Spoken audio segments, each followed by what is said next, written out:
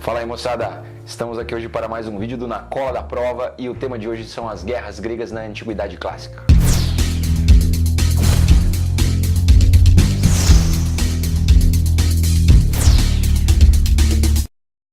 Durante a história da Grécia Antiga, nós tivemos momentos distintos e por volta mais ou menos do século V, a Grécia ela chega no seu auge, ela atinge o seu apogeu, onde as cidades-estados passam pelo seu melhor momento. Atenas se torna uma referência para todo o mundo grego e Esparta se mostra como uma potência militar no sul da Península Balcânica. E é nesse momento também em que os persas passam pelo seu apogeu, pelo seu auge, o seu momento máximo de expansão. Diferente dos gregos, os persas faziam um avanço para o ocidente em direção ao mundo grego e por volta de 490, o imperador Dário decide invadir as cidades-estados gregas. E nesse momento tem início o que denominamos de guerras médicas. A guerra entre gregos e persas tem esse nome porque os gregos costumavam chamar os persas de medos, daí a origem do nome dessa guerra. A guerra, portanto, foi uma forma da Grécia se defender do avanço persa, sendo que durante 11 anos, gregos e persas lutaram entre si em pelo menos 3 batalhas que a gente vai conhecer aqui hoje. A primeira grande batalha entre persas e gregos aconteceu na cidade-estado de Maratona. A Batalha de Maratona ficou bastante famosa porque foi a primeira vitória dos gregos que se aliaram a Atenas e conseguiram vencer os persas, expulsar os persas e o exército de Dário. Essa batalha também ficou bastante conhecida por conta de um episódio muito famoso em que, após a vitória, os gregos mandaram um soldado correr até a cidade de Atenas para falar sobre a vitória dos gregos.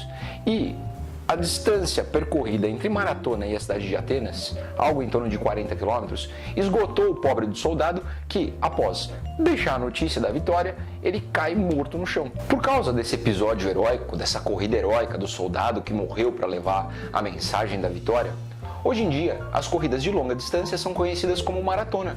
A segunda batalha que a gente vai falar aqui é a Batalha de Termópilas, que aconteceu ali quase 10 anos depois.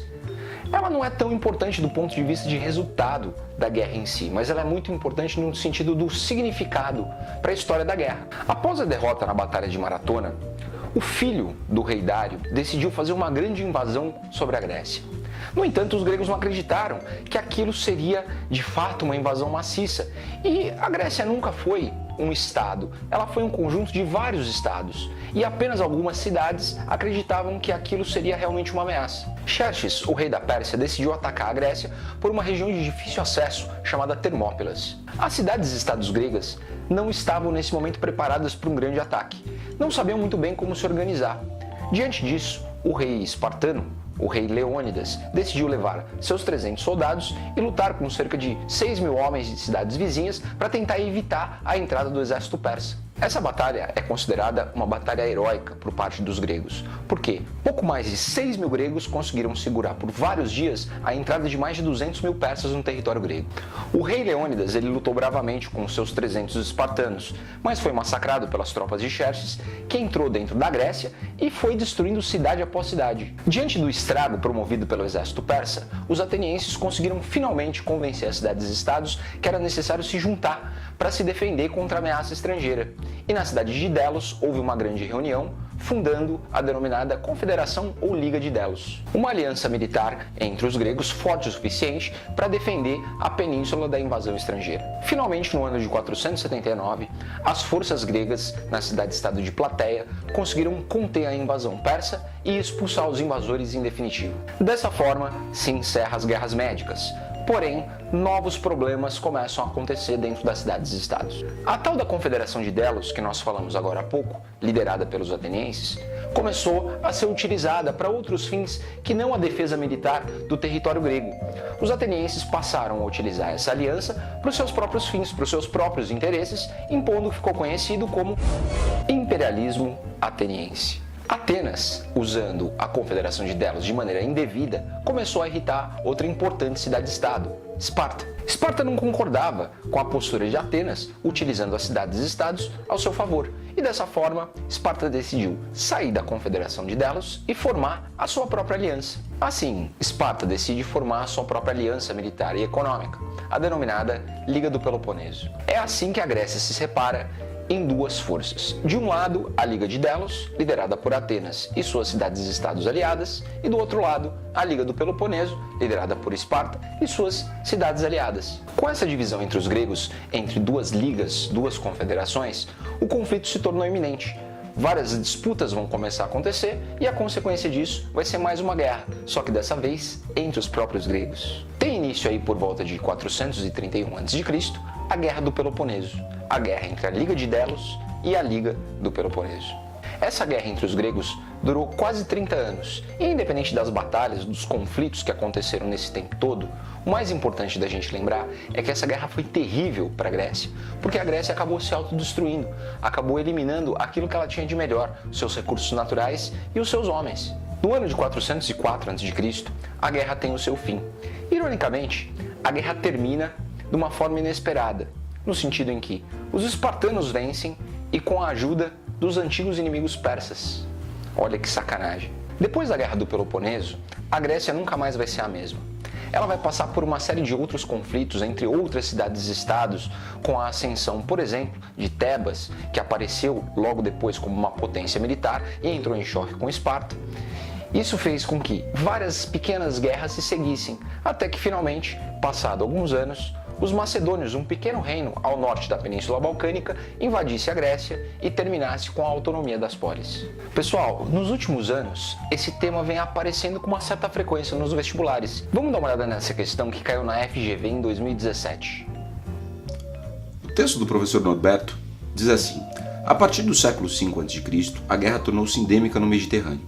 Foram séculos de guerra contínua, com maior ou menor intensidade ao redor de toda a bacia.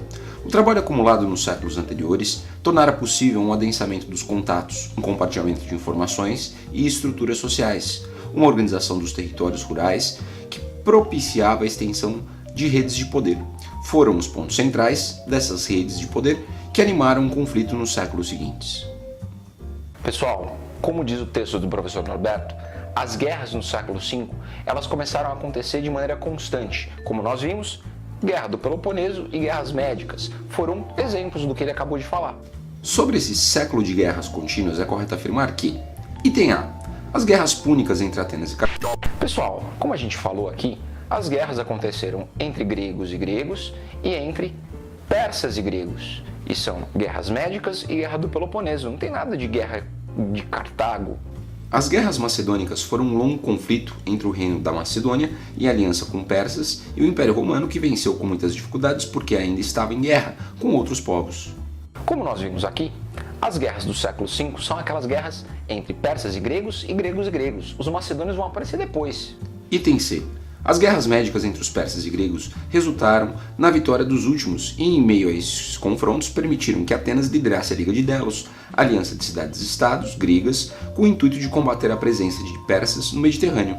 Como dissemos antes, as guerras médicas entre persas e gregos teve como vitorioso Atenas, e a Liga de Delos, que se formou em função disso, serviu como defesa dos gregos contra os persas, os inimigos persas, porém serviu aí também, como vimos, como uma forma de Atenas se sobrepor ao resto da Grécia. Portanto, essa é a alternativa correta. Item D. As campanhas de Alexandre o Grande, aliado a Esparta e Corinto, combateram e venceram as poderosas forças persas e ampliaram os domínios gregos até a Ásia Menor, propagando os princípios da democracia ateniense pelo mar Mediterrâneo. Além de informações incorretas, essa questão, ou melhor, esse item, ele se coloca de maneira anacrônico, incoerente, porque os macedônios e Alexandre vão aparecer muito tempo depois do que o século V, que é o século que fala a questão. É isso aí por hoje, moçada. Espero que vocês tenham gostado do vídeo e a gente se vê de novo no próximo Na Cola da Prova.